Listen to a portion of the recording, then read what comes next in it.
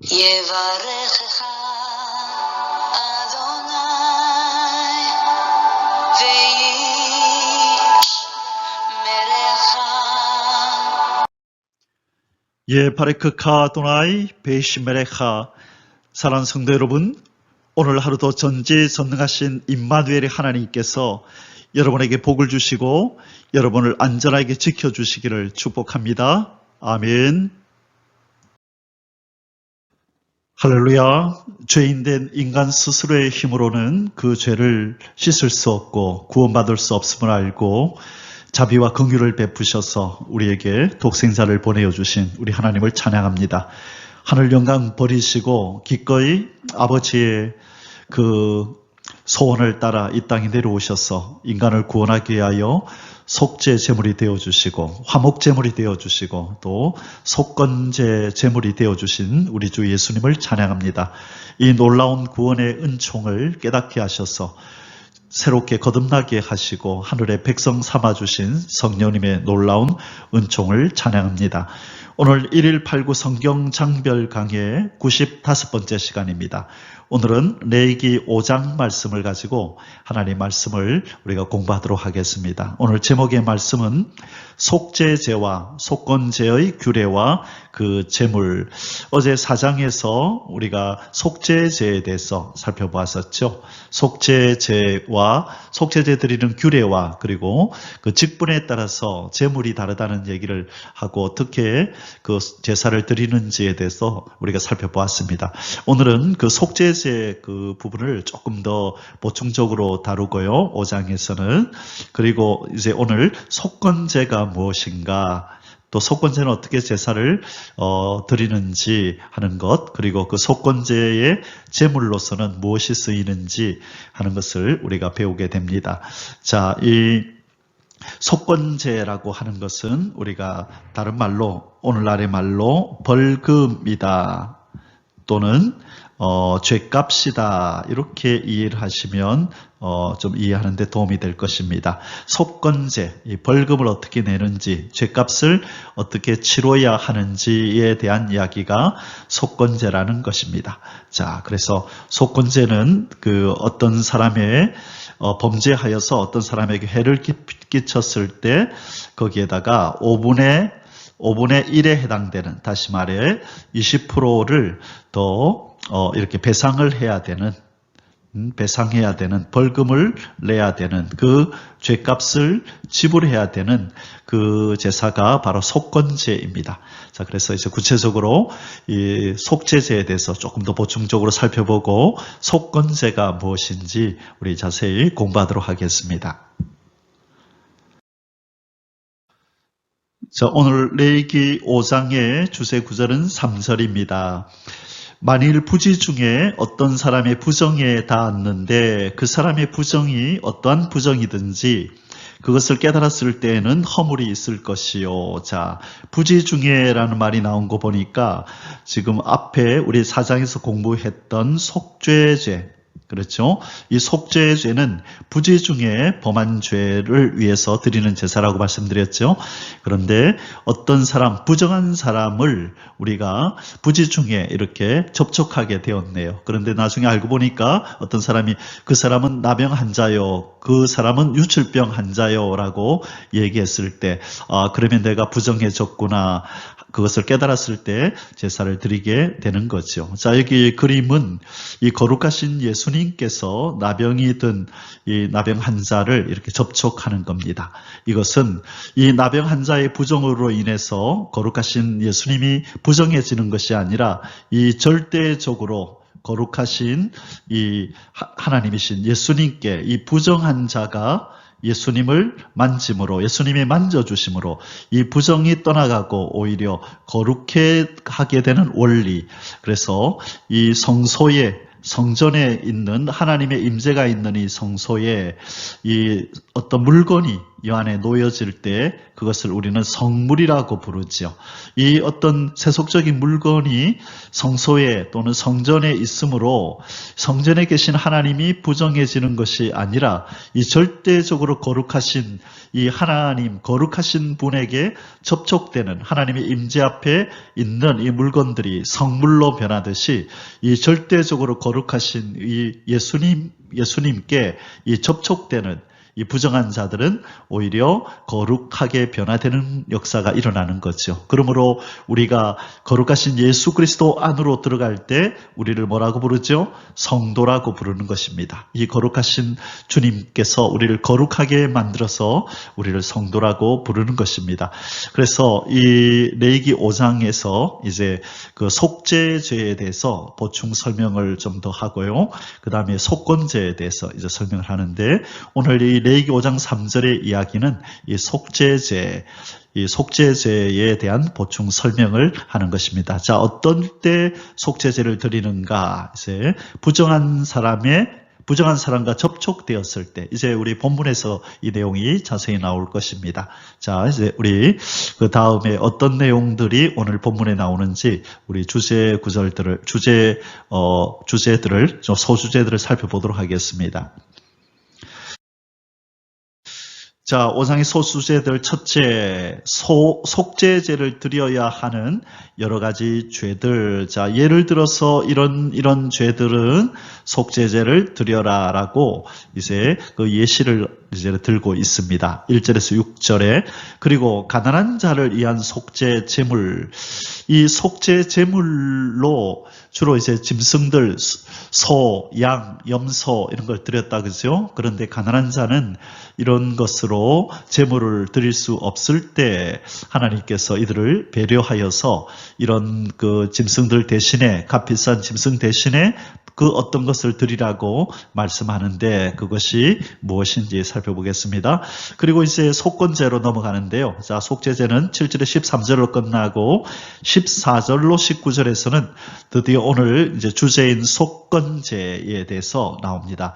이 범죄자를 위한 속건제, 이런 죄를 범하였을 때 어떻게 이 속건제를 드리는지, 어떻게 배상하는지, 죄값을 치르는지에 대한 이야기가 나옵니다. 오늘 이 세 가지 말씀을 우리 함께 공부하도록 하겠습니다. 자, 우리 계속해서 구약의 5대 제사를 공부하고 있습니다. 1번 번제, 2번 소제, 번소, 화속속, 그죠? 3번 화목제, 4번 속죄제, 그리고 5번 속건제. 오늘 이제 5번째 시간으로 속건제를 우리가 다루게 됩니다. 자, 번소화속속, 오늘 자, 네 번째 속죄제 보충 설명하고요. 그 다음에 속건제로 넘어가겠습니다. 자, 한번 따라 합니다. 번소화속속. 예, 번소화속속. 자, 제사는 방법은 뭐였죠? 요거위 화전. 자, 요제로 드리고 흔드는 거, 거제 들어 올렸다가 내리는 거, 위임제. 그렇죠? 이 제사장을 위임할 때 어떤 제사를 위임을 하면서 제사를 드렸었죠.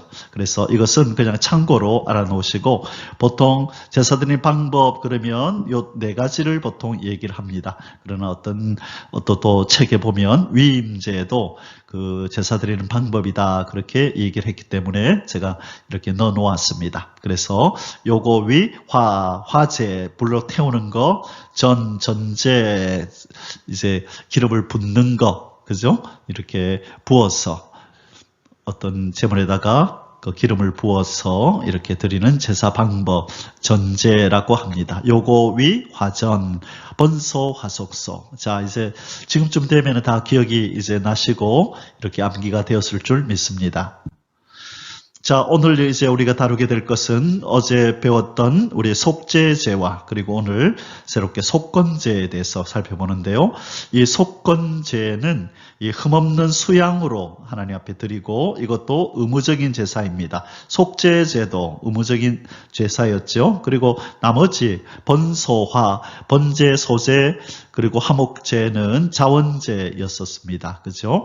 자, 그래서 의무적인 제사고 이 속건제는 특별히 이렇게 배상하는 것, 죄값을 치르는 것, 그 부분을 얘기합니다. 그래서 진정한 회개가 무엇인가? 이 진정한 회개는 하나님과의 관계도 회복해야 될 뿐만 아니라 바로 인간에게 내가 어떤 잘못을 범한 그 사람과의 문제도 해결을 해야 된다라는 것을 말씀하는 게 바로 속건제입니다. 그래서 우리 예수 그리스도께서 이 완전한 이 속건제물로 이제 이 땅에 오셨는데요. 이제 결론 부분에서 이 부분을 속건제와 예수 그리스도와 어떤 관련이 있는지 우리가 자세히 좀 살펴보도록 하겠습니다. 자, 속죄제는 어제 우리가 자세히 공부를 했었고요. 죄를 속하기 위한 제사고 특징이 뭐였나요? 이 신분에 따라서 제물이 달랐다. 그죠? 제사장과 백성 회중은 수송아지를 그렇게 드렸고, 그렇죠? 그 다음에 족장은 순념소를 드렸고, 그 다음에 평민은 암염소나 혹은 어린 암양을 드렸다. 자, 기억나시죠? 자, 그래요. 속죄제는 부지 중에 실수로 범한 죄. 이게 이제 중요하다 그랬죠? 부지 중에 우리가 모르는 사이에 인지하지 못한 채 그렇게 죄를 범했을 때 드리는 게 속죄제다. 그리고 사람의 신분에 따라 제물의 종류가 다르다. 차등으로 이렇게 드린다. 그런데 어제는 그죠? 우리가 제사장 얘기가 나왔고, 그 다음에 족장 이야기, 제사장과 회중, 족장, 그 다음에 평민까지 나왔어요. 그런데 이제 오늘은 이 평민 중에서도 아주 가난한 자, 또 극빈자들, 이 피가 있는 제물을 드릴 수 없는 자들을 어떻게 할 것인지 그 얘기가 오늘 보충으로 좀 더 나오게 됩니다.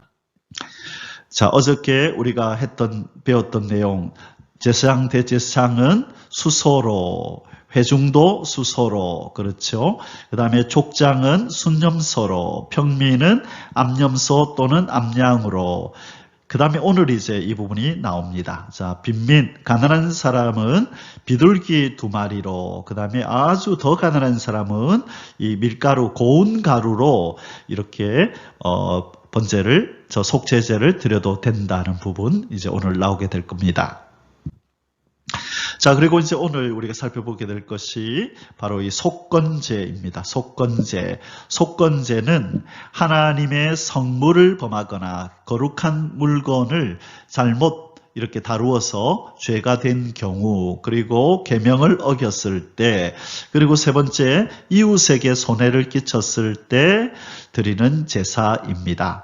자, 성물과 이웃에 대한 보상은 보상을 해야 되는데 그 금액의 5분의 1, 다시 말해서 20%를 더해서 갚아야 했던 것입니다. 그리고 제물은 오직 순양으로만 드렸습니다. 자, 이것이 속건제인데 우리 본문 속에 들어가서 자세히 살펴보겠습니다. 자, 속건제에 대한 설명을 좀 더 볼까요? 속건제는 하나님께 바치는 제물이나 성물에 대해 잘 알지 못해서 실수하는 죄를 범했을 때 하나님께 바치는 제물과 성물에 대해서 알지 못해서, 여기서 잘 알지 못한다는 게 중요하죠. 이것을 성경에는 부지중해라는 표현을 썼다. 그죠? 부지중해. 자, 이 속건제도 비슷하네요. 또는 하나님의 이름으로 거짓 맹세를 했을 때 드리는 제사. 자, 이제 뒤에 자세하게 나올 겁니다. 어떤 경우에 속건제를 드리는지.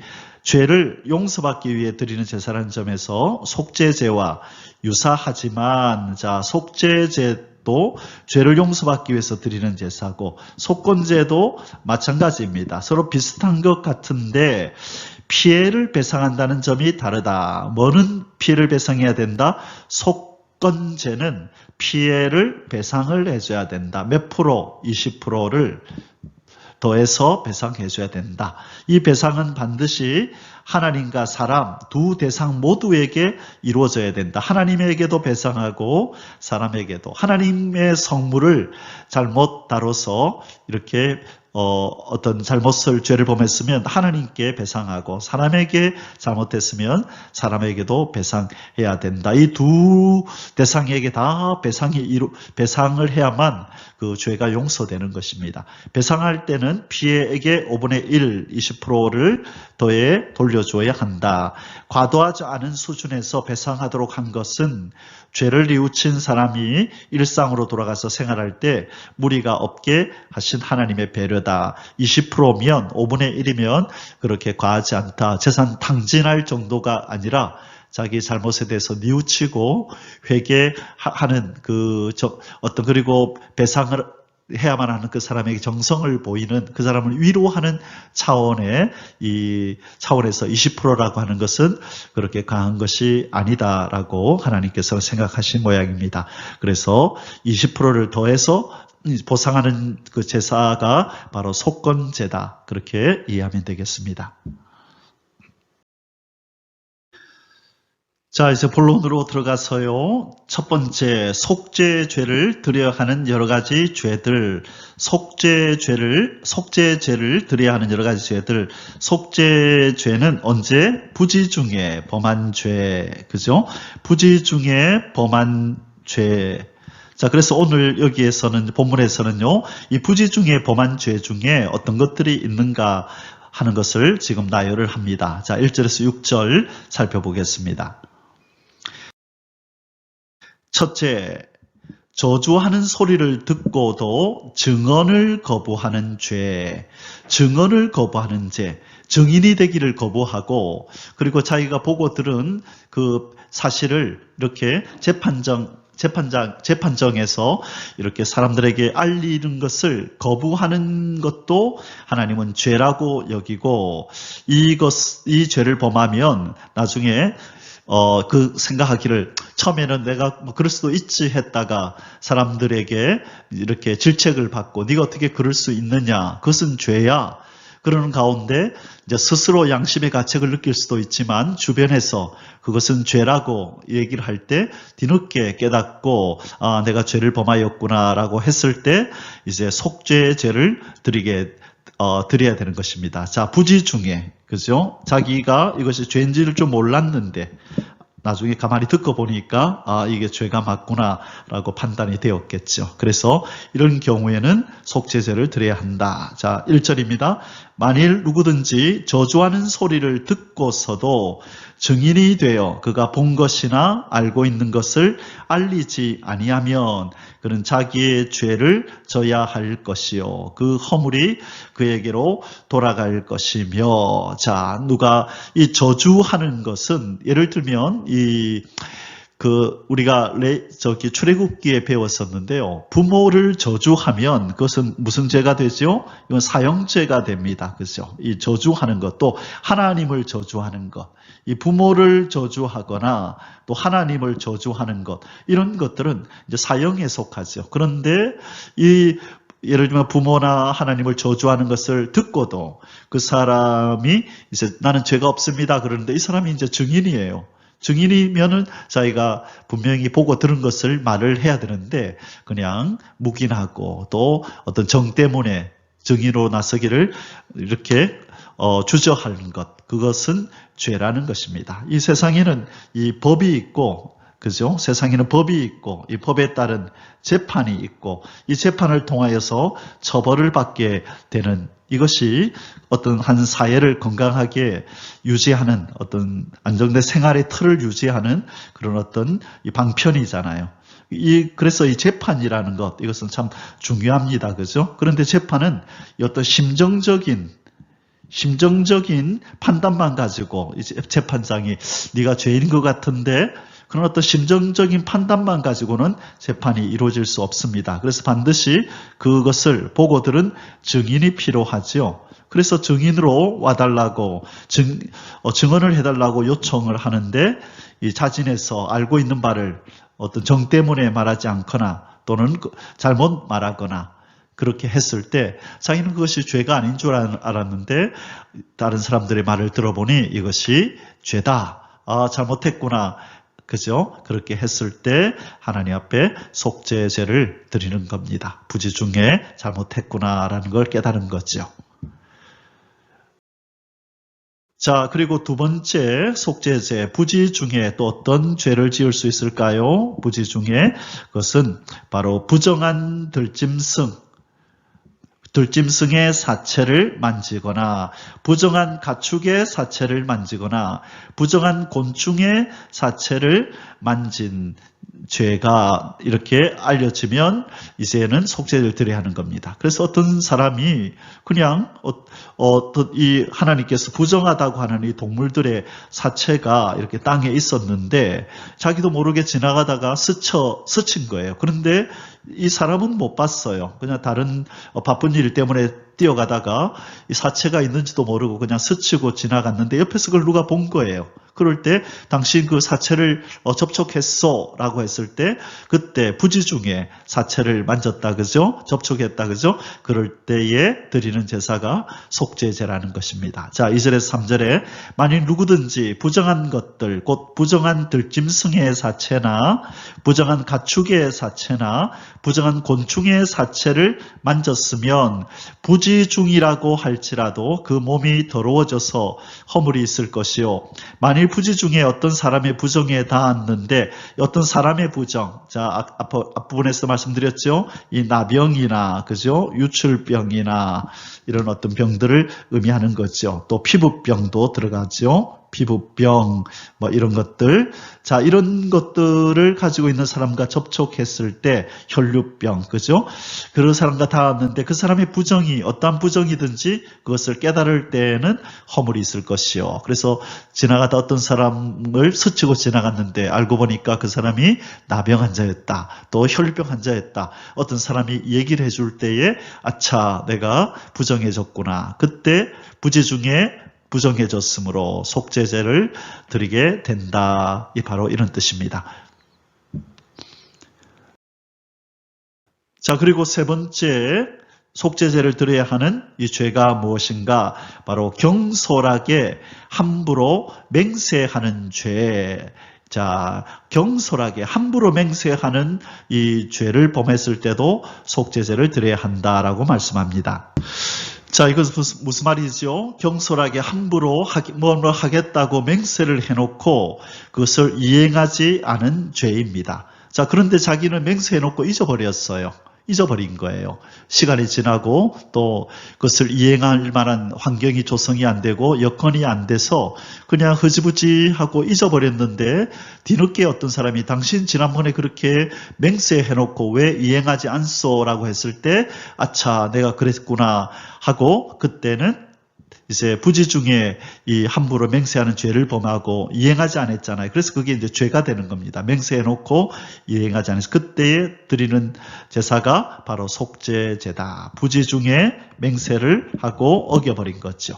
자, 4절에서 6절 만일 누구든지 입술로 맹세하여 악한 일이든지 선한 일이든지 하리라고 함부로 말하면 그 사람이 함부로 말하여 맹세한 것이 무엇이든지 그가 깨닫지 못하다가 그것을 깨닫게 되었을 때는 그중 하나에 그에게 허물이 있을 것이니 그렇죠. 맹세하고 이행하지 않을 때에 그게 선한 일이든지 악한 일이든지 간에 그 이행하지 않으면 허물이 있을 것이다. 이 중 하나에 허물이 있을 때에는 아무 일에 잘못하였노라 자복하고 자 먼저 자복하고 그 잘못으로 말미암아 여호와께 속죄제를 드리되 2번 잘못을 고백하고 속죄제를 드리되 양떼의 암컷 어린 양이나 염소를 끌어다가 속죄제를 드릴 것이요. 자, 어린 양이나 염소 이것은 누가 내었던 거죠? 이건 평민이 그죠? 어린 양이나 염소를 그렇게 제물로 이렇게 가지고 왔었죠. 그래서 이렇게 양이나 염소를 가져와야 된다. 제사장은 그의 허물을 위하여 속죄할지니라. 자, 지금 세 가지 죄가 나왔네요. 자, 무슨 죄가 나왔습니까? 첫째, 증인이 되지 않으려고 할 때, 그렇죠? 이 증언을 거부하는 죄, 증인이 되는 것을 거부하는 죄. 그리고 두 번째는 뭐였습니까? 두 번째는 부정한 사체, 이 부정한 이 들짐승이나 가축이나 부정한 곤충의 사체를 만졌을 때, 사체를 만진 죄. 그리고 세 번째가 경솔하게 함부로 맹세한 죄. 경솔하게 함부로 맹세한 죄, 그러니까 맹세를 어긴 죄지요. 이럴 경우에 속죄죄, 이것이 부지 중에 들어가는 이제 죄입니다. 또 이것 외에도 여러 가지가 있겠죠. 그러나 바로 오늘 성경은 하나님께서는 이 분명하게 세 가지를 딱 지목하면서 이렇게 하지 마라. 이렇게 하지 말라라고 거룩한 하나님의 백성들에게 명하신 것입니다. 거룩한 백성들의 삶은 이래야 된다라고 하면서 행동 규범을, 생활 규칙을 이렇게 말씀하신 것입니다. 자, 소주제 두 번째 2번입니다. 가난한 자를 위한 속죄 제물. 자, 이제 소나 양이나 염소나 이러한 것들도 제물로 드릴 수 없는 가난한 자는 어떻게 해야 되는가? 속죄 제사를 드려야 하는데 그렇게 너무 가난하여서 이러한 제물들을 드릴 수 없을 때 어떻게 하라고 하나님이 이제 배려를 하십니다. 7절에서 13절을 살펴보겠습니다. 1번, 비둘기로 드리는 제물. 자, 소, 염소, 양이 없거든 비둘기로 드려라. 자, 비둘기로 드릴 때 규례는 무엇인지 한번 읽어보겠습니다. 만일 그의 힘이 경제력이 이 말이죠. 그의 힘이 어린 양을 바치는 데 미치지 못하면 그가 지은 죄를 속죄하기 위하여 산 비둘기 2마리나 집비둘기 새끼 2마리를 여호와께로 가져가되, 자, 비둘기 몇 마리? 2마리를 가져가라. 하나는 속죄 제물을 삼고, 자, 먼저 속죄 제물로 1마리를 드리고, 그리고 두 번째 또 하나는 번제물로 삼아 제사장에게로 가져갈 것이요. 제사장은 그 속죄 제물을 먼저 드리되, 그렇죠? 속죄 제물을 통하여 죄를 먼저 사하고 그 머리를 목에서 비틀어 끊고 몸은 아주 쪼개지 말며 그 속죄 제물의 피를 제단 곁에 뿌리고 번제단 곁에 뿌리고, 자, 뿌리는 것은 하나님 여기 생명 있습니다. 하나님 앞에다가 그 생명을 상징하는 피를 뿌림으로 속죄가 이루어지게 해달라고 하는 거죠. 그 남은 피는 제단 밑에 흘릴지니 이는 속죄죄요. 그 다음 것은 규례대로 번제를 드릴지니 제사장이 그의 잘못을 위하여 속죄한즉 그가 사함을 받으리라. 자, 비둘기 2마리인데 먼저는 첫 번째 뭘 먼저 드리라 그랬어요? 속죄제를 먼저 드리고 1마리로, 그리고 두 번째 비둘기로는 번제를 드려라. 그렇게 말씀하고 있습니다. 자, 그 다음에 이 비둘기도 드릴 수 없는 더 극빈자, 이 가난한 사람은 어떻게 해야 되느냐? 고운 가루로 제물로 드려라. 고운 가루를 제물로 드리라고 말씀합니다. 11절에서 13절입니다. 만일 그의 손이 산비둘기 2마리나 집비둘기 2마리에도 미치지 못하면 극빈자다, 그죠? 그의 범죄로 말미암아 고운 가루 10분의 1 에바를 예물로 가져다가, 자, 고운 가루, 자, 아마 이 밀이겠다, 그죠? 밀이나 보리나, 여기 보니까 그 무엇인지는 말씀하지는 않네요. 그냥 고운 가루로 가져오래요. 이 사람이 가지고 있는, 먹을 때 쓰는 이 고운 가루를 가져와서 예물로 가져다가 속죄 제물로 드리되, 이는 속죄죄인즉 그 위에 기름을 붓지 말고 유향을 놓지 말고, 자, 그냥 속죄죄이기 때문에 기름과 유향을 놓지 말라, 이렇게 말씀합니다. 자, 사랑하는 성도 여러분, 기억나십니까? 왜 여기 그 고운 가루로 속죄 제물을 드릴 때에 기름과 유향을 놓지 말라, 섞지 말라고 말씀할까요? 기억나십니까? 우리 레위기서 2장 1절 이하에 보면 이 소제에 대한 이야기가 나왔죠.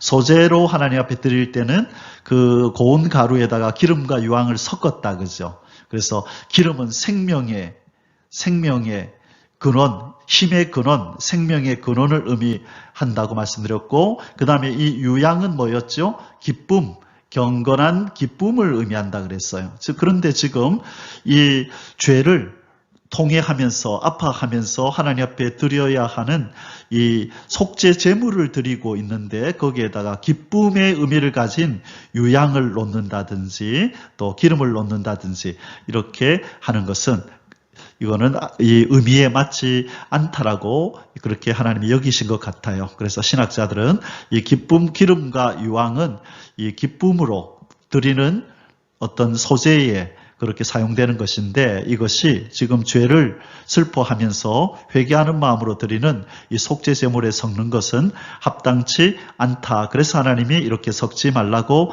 하신 것 같다라고 얘기합니다. 자, 이 참고 구절이 어디 있다고요? 레위기서 2장 1절 이하에 보면은 지금 그 소재 드리는 장면이 나옵니다. 한번 참고하시기 바랍니다. 자, 그것을 제사장에로 가져갈 것이요. 제사장은 그것을 기념물로 한 웅큼을 가져다가 제단 위 여호와의 화제물 위에서 불사를 지니 이는 속죄죄라. 자, 여기서 우리가 또 한 가지 기억해야 될 것은 이 히브리서 9장 22절에 보면요. 피 흘림이 없이는 뭐가 없다 그랬죠? 피 흘림이 없으면 죄 사함이 없다 그렇죠. 그래서 우리는 이것을 절대적인 것으로 그렇게 얘기를 하는데 그것이 아니라는 거예요. 오늘 여기서 보시다시피 속죄 제물로 피가 없는 고운 가루를 드릴 수도 있다는 거죠. 자, 그렇다면 우리가 이것을 아는 것은 왜 중요한가? 어떤 분들이 가인과 아벨의 제사를 얘기할 때에 왜 하나님께서 가인의 제사를 안 받았나라고 질문을 할 때 그렇게 말을 합니다. 가인의 제사는 피가 없었기 때문에 안 받았습니다. 제사는 반드시 피가 들어가야 되는데 피가 없었기 때문에 안 받았습니다. 자, 이 가인과 아벨 때는 아직 이 제사 제도가 아직 하나님으로부터 이렇게 명령되지 않았죠. 그러나 이 뒤늦게 백성들에게 요구되어지는 이 속죄 제물에 대한 규례를 볼 때에 하나님께서 피가 없는 고운 가루도 이렇게 연락하시겠다고 하신 걸 보면 이 가인이 피가 없는 제사 땅에 곡식으로 그죠? 제물을 드렸다 해서 너는 왜 피가 없는 제물 드렸니? 안 받겠다 하신 것은 아닐 거다라고 우리가 추측할 수 있습니다. 자, 그래서 가인과 아벨의 제사는 피가 있고 없고라고 문제보다는 이 제사를 드리는 봉헌자 바로 아벨이라는 인물과 가인이라고 하는 인물이 하나님 앞에 연락되는 인물이냐 그렇지 않은 인물이냐에 달렸다고 보는 게 좋아요. 그래서 창세기 아마 4장에 이 장면이 나오죠. 그래서 하나님이 아벨과 그의 제물은 받으셨으나 가인과 그의 제물은 안 받았다. 그 앞에 제물 앞에 사람이 먼저 거명이 되는 거예요. 그래서 하나님은 아벨을 연락하시면서 그가 드린 제물도 받았고 가인을 연락하지 않으면서 그가 드린 제물도 연락하지 않았다는 것입니다. 자, 참고로 알아두시면 되겠습니다. 자, 13절 제사장이 그가 이 중에서 하나를 범하여 얻은 허물을 위하여 속죄한즉 그가 사함을 받으리라. 그 나머지는 소재물같이 제사장에게 돌릴지라. 자, 이 고운 가루조차도 한 웅큼만 번제단 위에서 살라서 이 화제물을 위해서 살라서 속죄제가 되게 제물이 되게 하고 나머지는 누구에게로 돌아간다? 나머지는 제사장에게로 제사장이 가지고 이것을 먹을 수 있도록 허락하신 것입니다. 자, 그러면 이제 이 빈민이 가난한 사람이 드리는 이 제물과 그리고 극빈자, 이 비둘기조차도 드릴 수 없는 극히 가난한 사람이 드리는 이 제물에 대해서 우리가 요약을 할 필요가 있네요. 자, 가난한 사람은 비둘기 2마리를 제물로 드리죠. 그렇죠? 그리고 피는 어떻게 취급을 했나요? 이 번제단에 가서 번제단에 뿌리고, 그렇죠? 먼저 번제단에 뿌리고 나머지는 번제단 밑에다가 다 쏟아버렸습니다. 그렇죠? 그래서 먼저 뭐부터 드렸습니까? 먼저 속죄제를 먼저 드렸죠. 속죄제를 드리고, 그렇죠. 속죄제를 드리고, 그 다음에 두 번째가 이제 번제를 드리는데, 번제는 이제 태우잖아요. 그죠? 그래서 제단 위에는 번제로 드리는 비둘기를 드리고, 아까 속죄제로 바쳤던 그 비둘기는 피만 이 번제단에 쏟았으니까 그 비둘기의 몸통은 제사장이 섭취하는 것입니다. 제사장이 가지고 번제로 드린 비둘기는 이제 태워졌으니까 없는 것이죠. 그래서 속죄죄의 비둘기는 피만 쏟고 뿌리고 그 다음에 제사장이 가진다. 자, 그리고 극빈자가 드린 이 제물, 이 고운 가루 10분의 1 에바는 피는 없으니까, 그죠? 피를 취급할 필요가 없고, 자, 제단 위에서 불사르는 것은 한 움큼, 그리고 나머지는 이것도 제사장의 몫이다라고 하는 것입니다. 자, 우리 이 부분 이렇게 정리를 했으니까요. 이 도표를 잘 보시고 복습을 하시면 좋겠습니다. 자, 그렇게 굳이 이렇게 외울 필요는 없고요.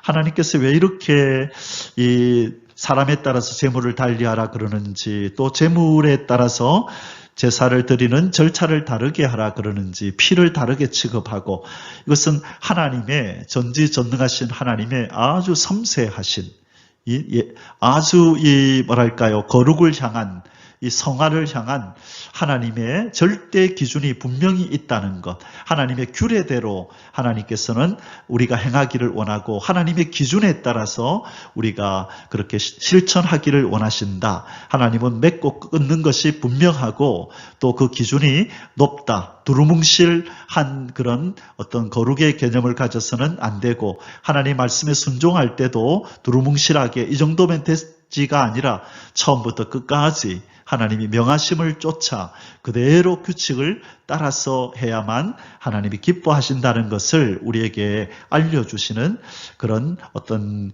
하나의 방편이 바로 이 제사제도가 아닌가 그렇게 생각이 듭니다.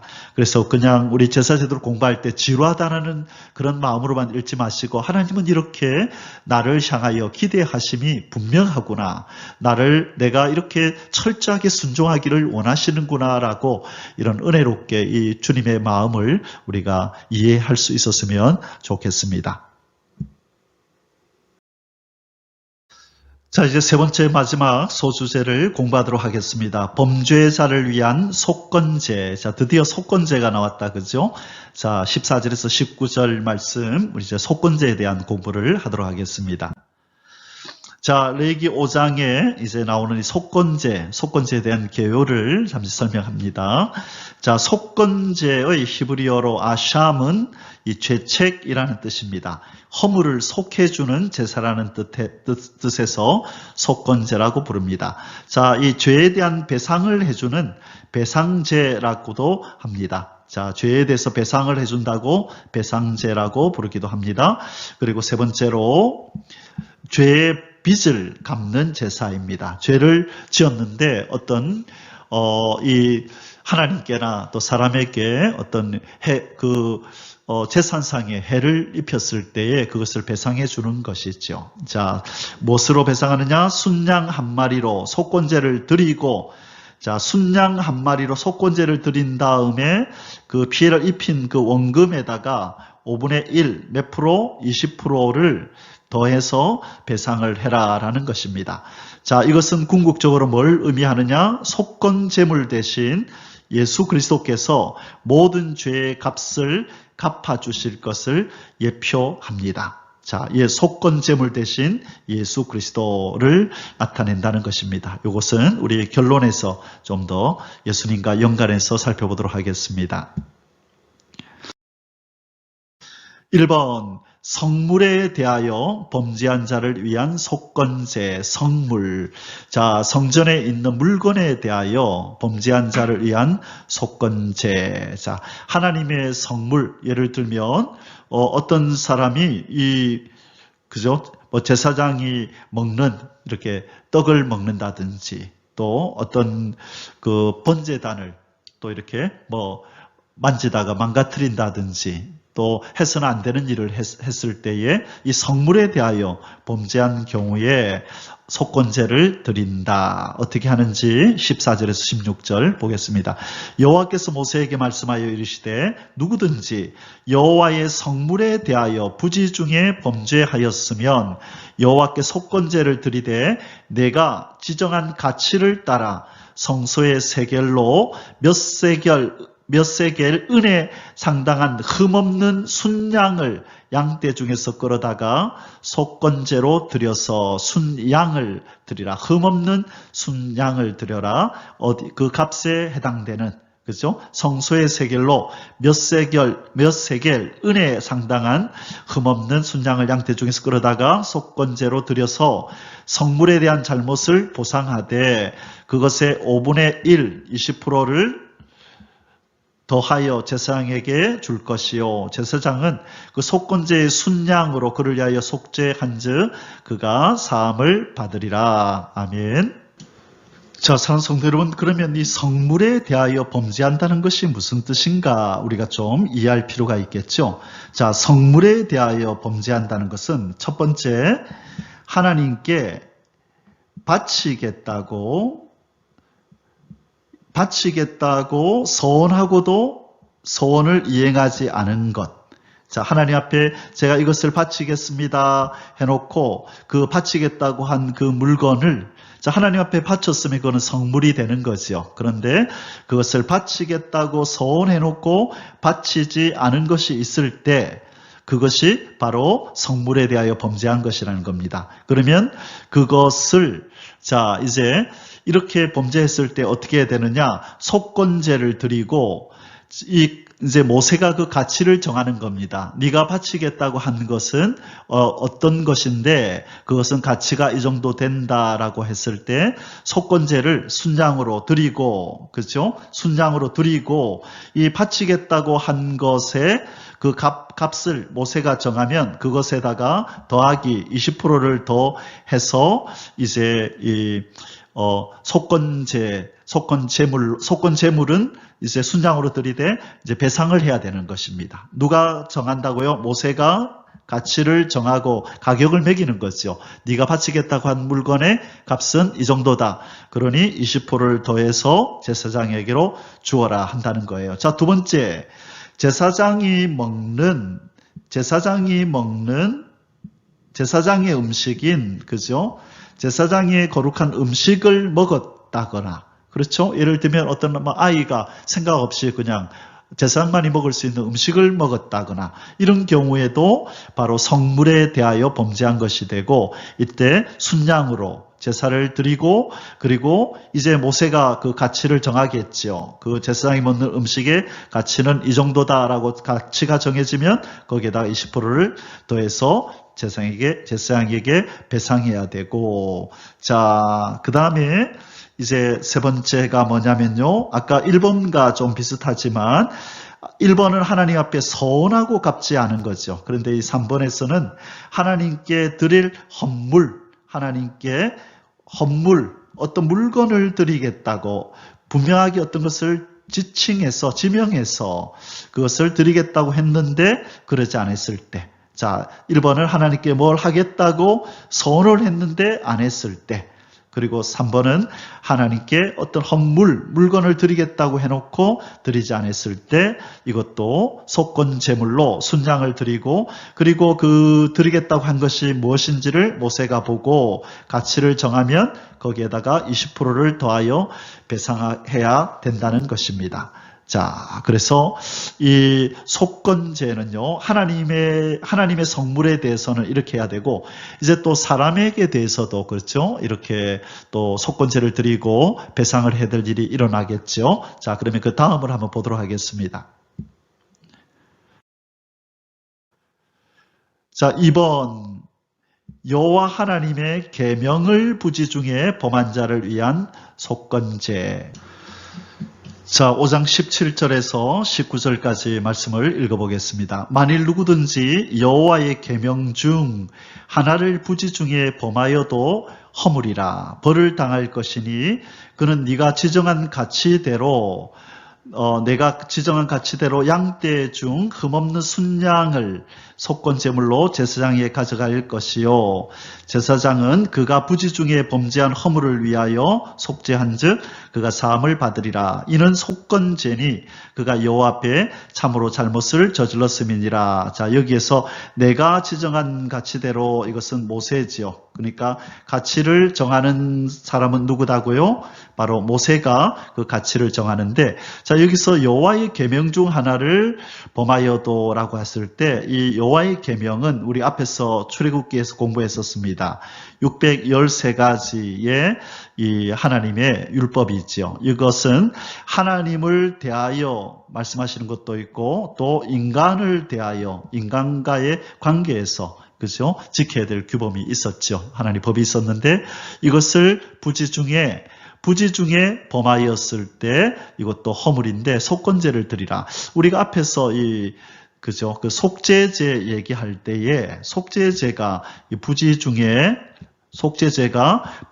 범한 죄를 속할 때 드리는 제사였는데 지금 속건제를 얘기하면서도 이 부분을 또 부지중에 범한 어떤 죄라고 얘기를 하는데 이 부분은 이렇게 여러 자료를 찾아봐도 명확하게 이것은 어떤 경우인지에 대해서는 얘기가 잘 나오질 않아요.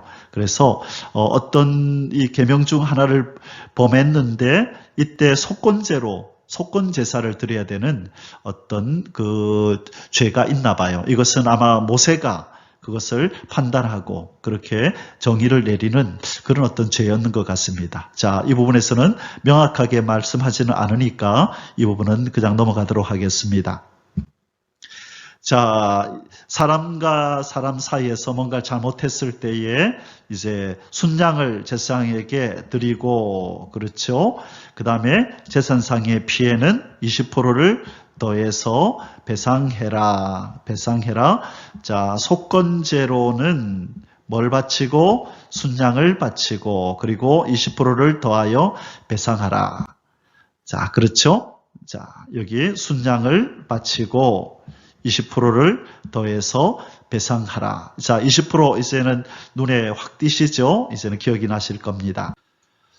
자, 사랑하는 성도 여러분, 이 속건제를 얘기할 때마다요, 거의 모든 목사님들이 이 예화로 드는 영화가 있습니다. 이 속건제가 뭐냐라고 설명할 때 예화를 드는 게 뭐냐면 밀양이라는 영화가 있습니다. 자, 이 2017년 5월 23일 날 개봉이 되었고요. 이 감독은 이창동 감독이라는 사람이고 출연은 이 전도연이라는 여배우와 송강호라는 이 남자 배우가 이렇게 열연을 했던 건데요. 자, 이 내용이 어떤 내용이냐 하면요. 그때 극중 인물로 신혜라고 하는 이 인물을 연기한 전도연이 이 남편과 사별 후 이 남편의 고향이 밀양으로 이 아들과 함께 오게 됩니다. 그런데 이제 피아노를 치는 이제 여인이라서 피아노 학원을 운영하면서 자식을 키우는데 그 동네에 같이 있던 이 웅변 학원의 이 원장이 이 아들, 이 준이라고 하는 이 아들을 유괴해서 이 아들을 살해를 합니다. 그러고 나서 이제 이 여인이 슬픔에 빠지고 그러다가 이제 교회를 나가게 돼서 신앙을 갖게 되면서 이제는 하나님의 그 사랑의 힘으로 이 자기 아들을 죽인 이 원장을 용서하겠다는 아주 단단한 각오를 가지고 감옥을 찾아가는데 거기서 이제 어떤 살인을 한 이 원장의 어떤 표정이나 말을 들으면서 분노하게 되는, 그러고 나서 하나님 앞에 원망하고 불평하면서 이제 빗나가게 되는 어떤 그런 이야기인데요. 자, 좀 더 설명을 드릴게요. 자, 이 남자가 바로 웅변학원의 원장입니다. 그래서 용서하겠다고 이제 이 여인이, 이 전도연 이 여인이 이제 신앙을 가지고 이 남자를 방문했는데 아주 이렇게 편안한 얼굴로 이 전도연을 바라보면서 하나님이 나를 용서했소라고, 나도 하나님을 믿는데 하나님이 나를 용서했소라고 그렇게 너무나 평안한 얼굴로 그렇게 얘기를 하는 겁니다. 그때에 이 전도연이, 이 시내라고 하는 여인이 하나님을 향하여 분노를 합니다. 내가 용서하지 않았는데 왜 하나님 당신이 먼저 저 완악한 살인자를 용서하십니까? 내가 용서한다고 말도 안 했는데 하면서 다시 이 분노가 치미는 그런 어떤 그 연기를 하게 됩니다. 자, 이 밀양이라는 영화가 처음에 이제 나왔을 때 이 반기독교적이라는 비판이 있었습니다. 그래서 이제 목사인 저도 이 영화가 어떤 영화길래 그런가 하고 봤던 기억이 나는데 지금은 줄거리들이 잘 기억나지는 않아요. 그냥 이런 내용이었었어요.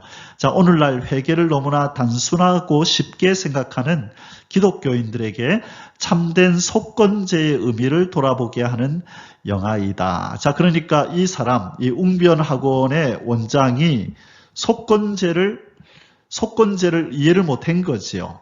이 사람이 하나님께만 용서를 빌고 사죄 은총을 받으면, 용서를 빌면 된다고 생각한 거죠. 그래서 하나님으로부터 용서를 받았다고 생각하고 바로 그가 피해를 입힌 이 여인의 마음을 갈갈기 찢어놨고, 그죠? 자식을 죽였는데 이 여인에 대해서는 아무런 배상을 하지 않는 겁니다. 그를 배려하는, 그를 치료하는 어떤 말도 하지 않고 하나님께로부터 나는 용서를 받았으니 됐다라는 거예요. 이것은 속건제의 의미가 아니죠. 그죠? 그러니까 이제 막 그 감옥에서 예수님을 믿게 되었다는 이 초신자는 이 속건제의 의미, 하나님께서 속건제를 드리라고 한 이 의미를 이 남자는 몰랐던 것입니다. 그래서 이제 이 여인이 이 소리를 듣고 이제 빗나갑니다. 그래서 아주 하나님을 향하여 거역하면서 이제는 막 죄를 짓는 일들을 막 하게 되는 이런 이제 그 영화 이야기인데요.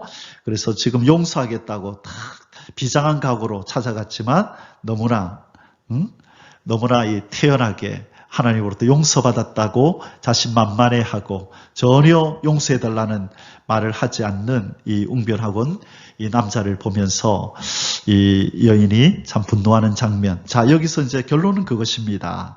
이 남자는 뭘 몰랐어요? 속건제의 정신을 몰랐던 거죠. 속건제의 정신. 자, 먼저 속건제는 뭐를 먼저 해야 되죠? 1번 속건제사를, 그죠? 속건제사를 하나님께 드리고, 그 다음에 두 번째가 뭐예요? 배상해야 되잖아요. 배상. 몇 프로로? 20%를 더해서 배상을 해야 되잖아요. 그렇다면 지금 이 시내라고 하는 이 여인에게 얼마나 큰 해를 입혔어요. 그죠? 평생을 용서를 빌며 손이 발이 되도록 그렇게 빌어도 시원찮은데 전혀 이 여인을 향하여서는 그 배상을 하는 정신이 전혀 없고 어떤 언행이 없는 것입니다. 그래서 이 진정한 속건제는 하나님과의 관계를 회복할 뿐만 아니라 내가 피해를 입힌 사람 또는 하나님에게 이렇게 배상을 함으로 관계를 회복하는 것이 바로 이 속건제의 정신이다라는 것을 우리에게 잘 가르쳐주는 영화가 밀양입니다. 한번 기회가 되시면 보시기 바랍니다. 자, 그러면 오늘 이 5장에서요, 우리 속죄제에 대해서 또 이렇게 보충했었고, 뒷부분에서 속건제 제사에 대해서 말씀드렸는데요. 이제 이 속건제 제사의 핵심이 무엇인지를 정리하고 이제 결론을 맺도록 하겠습니다. 자, 1번 속건제는 성물이나 이웃의 물건에 피해를 끼쳤을 때 죄에 대한 빚을 갚기 위해 드리는 제사이다. 배상하는 거죠. 배상하는 거.